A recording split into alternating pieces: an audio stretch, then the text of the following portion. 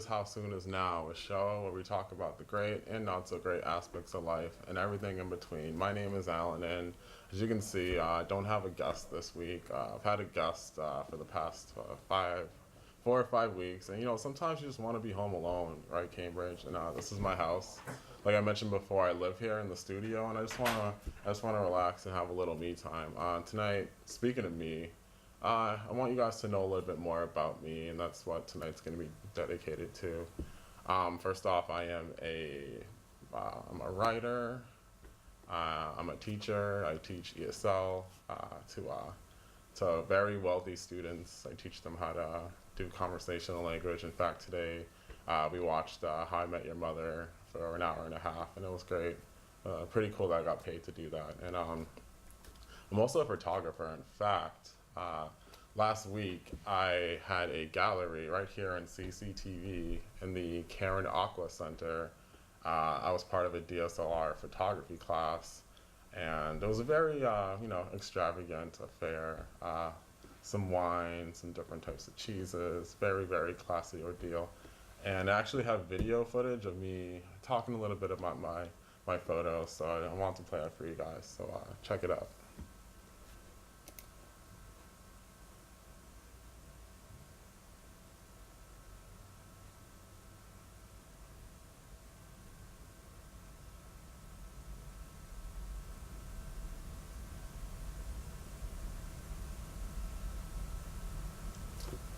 So you probably can't hear it. I'll just talk. So this is me wearing a Sean John fuchsia shirt and talking about my photos. That one I took at 5 o'clock in the morning on the rooftop of University Park in MIT. And as you can see, there's a gentleman wearing a suit who's kind of in the corner. I thought that was great because usually the parking lot is full of cars and trucks during the day, and I caught like a rare time for it being empty, so I thought that was pretty cool. So there I am talking about it some more. Yeah, and at that time I was just very frustrated. I had recently gotten fired over the phone from a staffing agency job, which is one of the worst things that can happen, but I've recovered, and I guess one of the positives is that I got a great photo out of it. As soon as I took the photo, I knew it was going to be part of my gallery. So right here is a photo I took in Chinatown in the fountain area in Boston, and it's about this child just playing in water. And if you can look to the left, there's kind of a blur on the photo, and that's because I'm hiding behind a rock because the child's dad is like to the left, and I just didn't want to get caught taking photos of him. Didn't look like a creeper, so I had to go all Metal Gear Solid Snake and snap a few photos. But the kid saw me, and he just kept on going, and really just a playful expression. Just doesn't care. You can kind of see that his shirt's a little stretched out, and he's just having fun in the water, just like any other kid would during the summertime. So definitely thought that should be part of my collection. Let's stop a moment for a second. Damn, I'm way more handsome than I thought it was. It's like, it's kind of weird seeing yourself on camera, but anyway, so that's me pointing out the water crusting over the little boy's foot, which is I think a nice touch. All right, so that girl in the middle is another classmate of mine in the photography class, and that woman I don't know, but I kind of give her a look, but she was very nice. She wanted to shake my hand, so hey, why not? Let's see. So, getting ready to introduce another photo. This is that's actually my skin, and if you look to the left, it's an aphid crawling on my hand. That I just happened to take a photo of. So, and there's no Photoshop. I didn't edit it in any way. I just took it, and yeah, I'm explaining how I jumped over a chain link fence. I don't know why that's so hard to say. And I cut my hand and both my legs. It's pretty embarrassing. And I didn't explain the reason why, but I'll tell you the reason why. It's because I had gotten a whole bunch of likes on a photo that I put on Facebook, and I was really excited. and I jumped over the fence, and that's how I ended up cutting myself. And had a very expensive camera on me at the time, and thank God it didn't break. So I feel like God was on my side. So yeah, I went home. Well, I almost went home, but I finally decided to go to the park, and that's when I took that photo. And I chose a brown frame for the photo because it matches my beautiful mahogany skin. So that was a no-brainer. Uh, so yeah, it's enough of that. I'm getting tired of doing commentary on my own video. But yeah, if you want to check that out, just come to the CCTV studios, 438 Mass Ave in Central Square. If you walk in, it's to the left. My photos are there. My classmates' photos are there. Very great stuff. It's going to be there till, I believe, the end of August. And then I'm probably going to sell them for alcohol money. So if you're interested. What's there to talk about? I'm sure all day people on BeLive have been talking about the Trayvon Martin thing. I'll just say that I've been talking to a lot of people about it, and it's more of the stand your ground law in Florida needs to be ratified, if anything. I don't know if race played that huge of a factor, at least within the court of law. I mean, I think a lot of people would like to say that, but I think it's more complex than that, and that law needs to be ratified and actually protect people who are unarmed as well as armed. And I would say I am proud that there haven't been any riots so far. I think people they've been frustrated, but they're dealing with it in a peaceful and progressive manner. And I mean, it's all you can really hope for.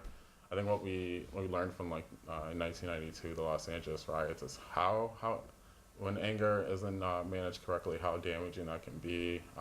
People can get injured, lives can be lost, and it's great not to see a repeat of that in 2013. There are a couple of things I want to say. It's like George Zimmerman, yes, he's free, but he's not going to be a free man in the literal sense for a very long time. He won't be able to leave his house, I'm sure, for years, if this ever does die down. So he's not in jail, but he did lose a lot of his freedom as well. I know that's not like good enough for a lot of people, but the reality is that he's not going to have a full life. Definitely not. And also, it took people protesting and demonstrating to even get this trial to begin. I believe it was like 6 weeks before Zimmerman was first arrested, and then later on the FBI decided to investigate. So a lot of work went into it to shed light on the situation. And I would just say I think we know where young black men stand in America. And if you are a young black man, or just a black man, or any minority in general, you have faced similar, I guess, situations where you have been profiled. I'll share a story myself. When I was, I think, 16 years old, I was at the Radio Shack down in Central Square, and these two officers came in, and they just took me out the store and just started searching me. This is in front of dozens of people in Central Square. And when they found nothing on me, they're just like, oh, you fit the description of someone who was reported to be in Park Street. And that was it. And I just remember going home and just crying, crying uncontrollably. And my brother was like, oh, what's wrong with you? Why are you crying? Even after I told him what happened, he was just like, what's wrong with you? And I mean, I don't know what's happened in his life since then, but I feel like at that time he had never experienced anything like that before. And I mean, I don't wish that on anybody. As a black man, when you go into a store, you kind of have a mental timer for how long you can actually stay inside that store without making somebody feel suspicious of you. A lot of the times, if I can't find something that I need, I'll just leave. Even if it might be there, because I just don't want to draw any negative attention to myself. Definitely, when I was younger, there were a lot of times where I'd go to a store and somebody working at the store would accuse me of stealing something, and that's people trying to find Um, they're just trying to find a reason why to profile you, and it's just not fair. A lot of people, a lot of different races and don't have to go through that, and it's kind of the burden. Obviously Trayvon Martin paid for his life because of that belief, that young black men are dangerous and that they have to be up to no good. And the saddest part, he was 17 years old, and I think it was an article in Slate magazine or Salon magazine today that was talking about how maybe the women and the jury just didn't see Trayvon as possibly being their son, because he was black, and there might be some truth to that. I think often black men are demonized in this country and are being made to be afraid of. Oh, so we have a caller. Okay. Hello, you're on the air with Alan. Hi. Hi. How are you? I'm doing good. How are you doing? You were talking about the Trayvon Martin, George Zimmerman case? Yeah. How did you feel about the verdict? I'm not happy with it. I think that, the police told him to stop pursuing him and mainly go home, and George Zimmerman didn't do that, which I thought that was, frankly, to keep on pursuing him. I thought that was, why pursue this kid who's just on his way home? I mean, Trayvon Martin wasn't doing anything. He was on his way home, and why he was wearing a hood was actually because it was raining out. It was raining outside, yep. Yeah, it was raining outside. So I'm like, it's amazing that the jury didn't see, the fact that he pursued him in the first place, and then the police said, "Don't worry about it, we'll take care of it." And he was like, "No," and he was like, "Okay," and then he followed him. Mm-hmm. And it's like he, frankly, was looking for trouble. I think he was. He profiled Trayvon, and then carrying a gun in his hand. Right. I mean, didn't he have a gun on him at the time? He legally had a gun on him. Yeah. Right. So it was like, oh boy, I'm going to be, I'm going to take care of this person, and and whether it was racial or not, when the police tell you not to pursue something, you don't keep on pursuing it. Whoever it is, I mean, I found that, I found that guilty by itself. I found him guilty by itself, by him pursuing Trayvon when Trayvon was, I think, on his way home.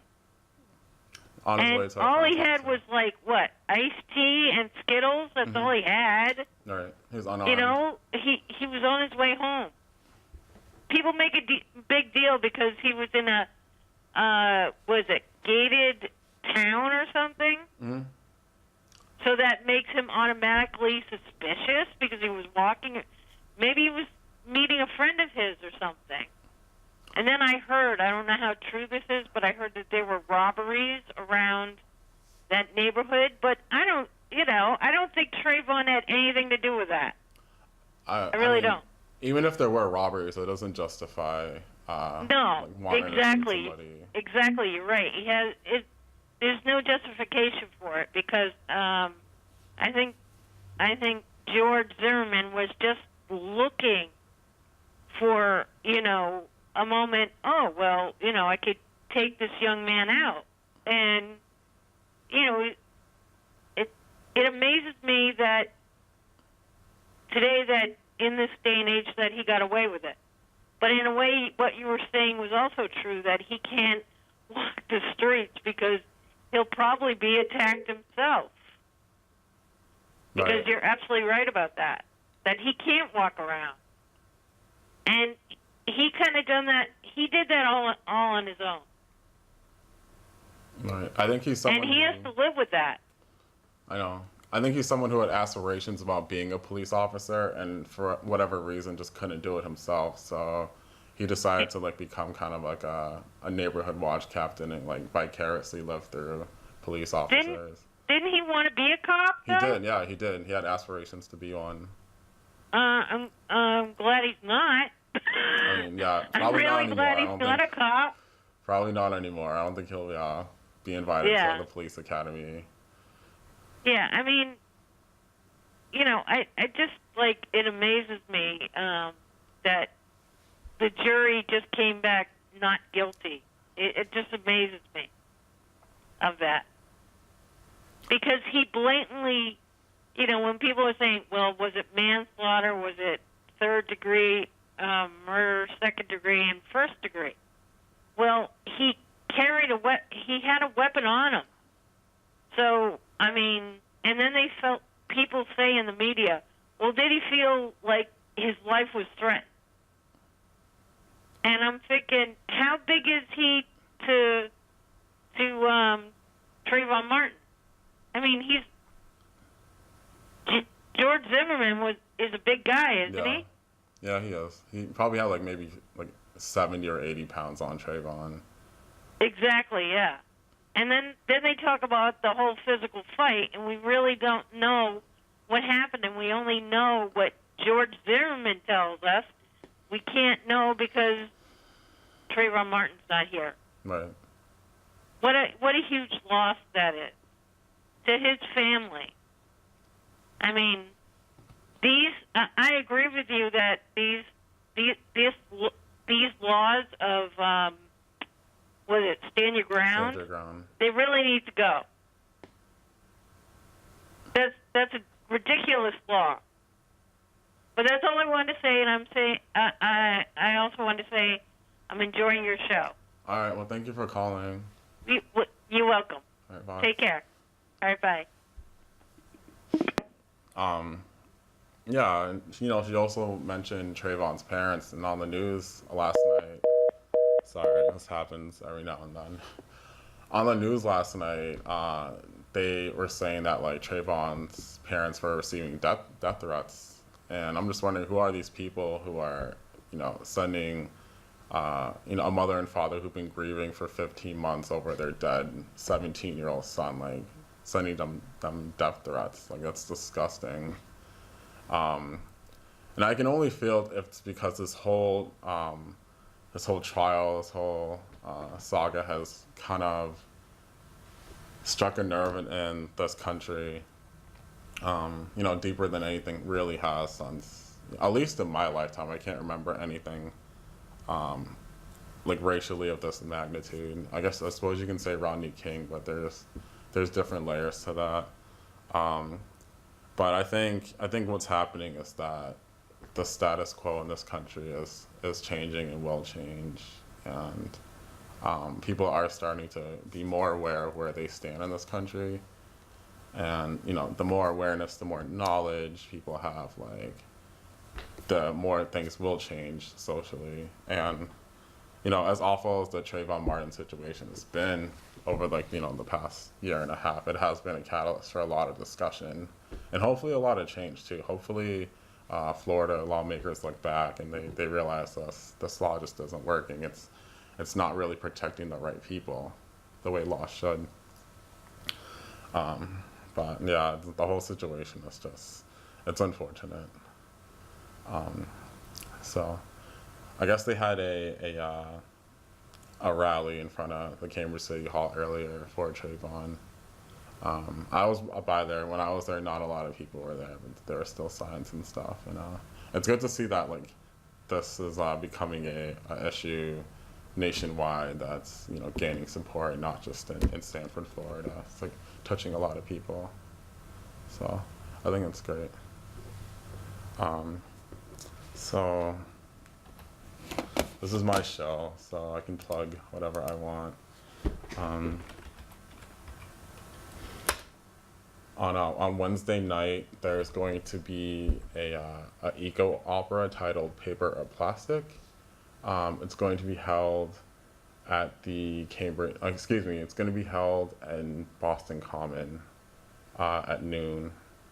It's written by a woman named Monica, who she lives in Cambridge, and the music is written by a composer named Charles Turner. I met with both of them today. They're both great, very interesting, very intelligent people, and it's about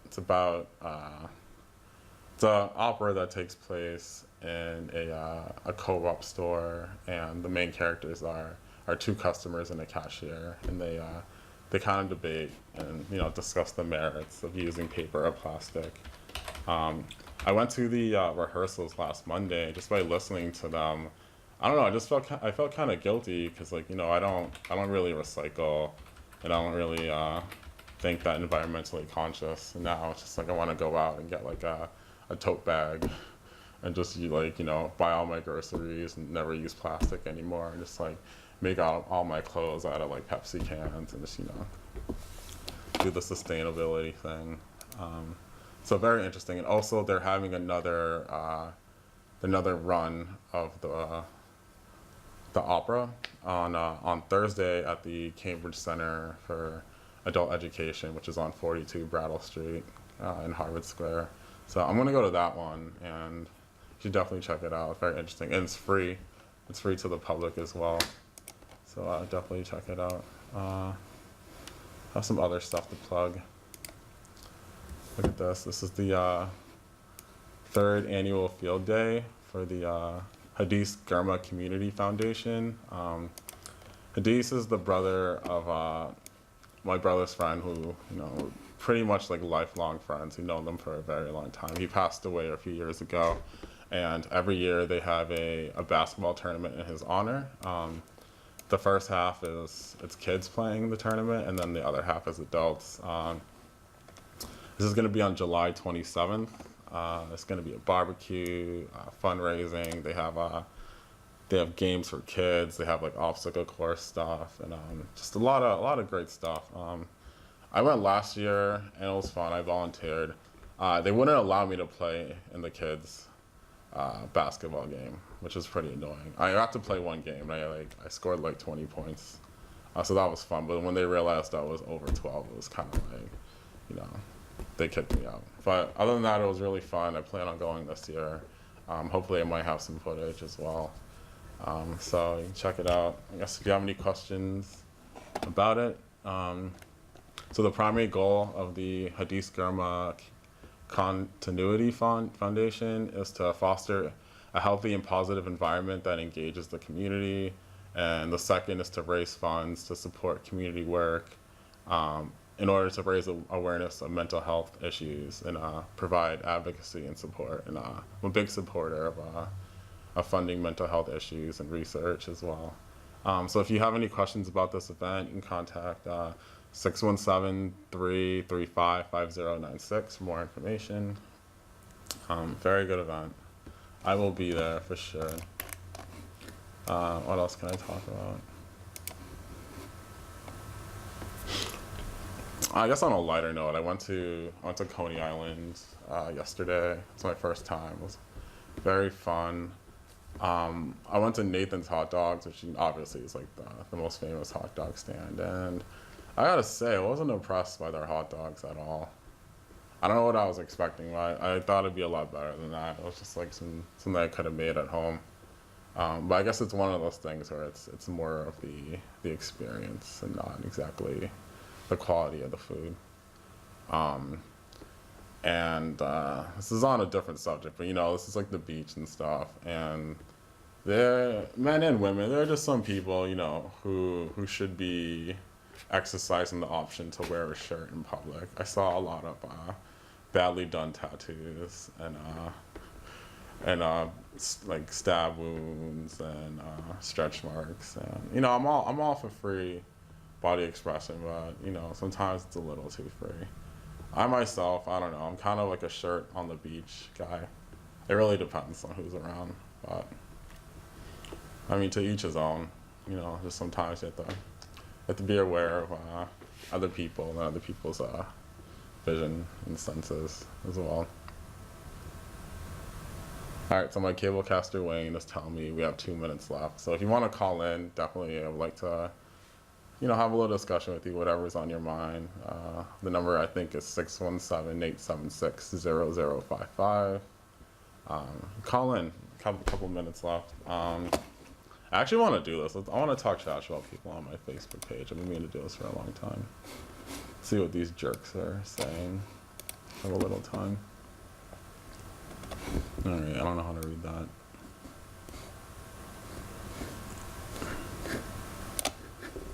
This is all in Ethiopian. Come on. All right, this kid's like, I probably should have skipped the gas station with the fire truck and the police cruisers, but my baby is very sensitive and only takes regular unleaded. I guess he's talking about his car. Because you know how people like cars and they kind of humanize them. They call him baby. So he's cool. So yeah, speaking of Facebook, I actually have a Facebook. All right, so you can actually be friends with me on Facebook. BeLive, How Soon Is Now. This is the Facebook page. This is me. So check it out. I only have 8 friends now. If you have Facebook, definitely give me a like. And all my episodes on here as well. So thanks for watching this very special episode. Good night, Cambridge.